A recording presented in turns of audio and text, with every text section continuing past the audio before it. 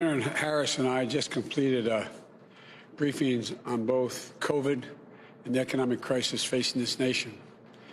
And we're reminded again of the severity of this pandemic. Cases are on the rise nationwide, and we're nearing 240,000 deaths due to COVID. And our hearts go out to each and every family that has lost a loved one to this terrible disease. In America, the vote is sacred. It's how people of this nation express their will. And it is the will of the voters, no one, not anything else, that chooses the President of the United States of America. So, each ballot must be counted.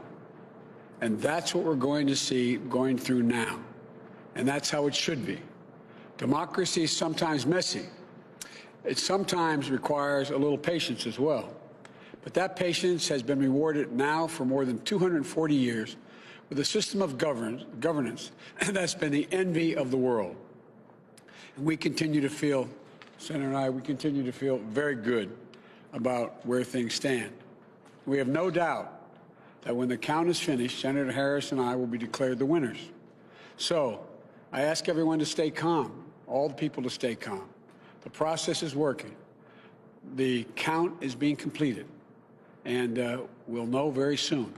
So thank you all for your patience, but we have to count the votes. God bless you all, and may God protect our troops. Thank you so much.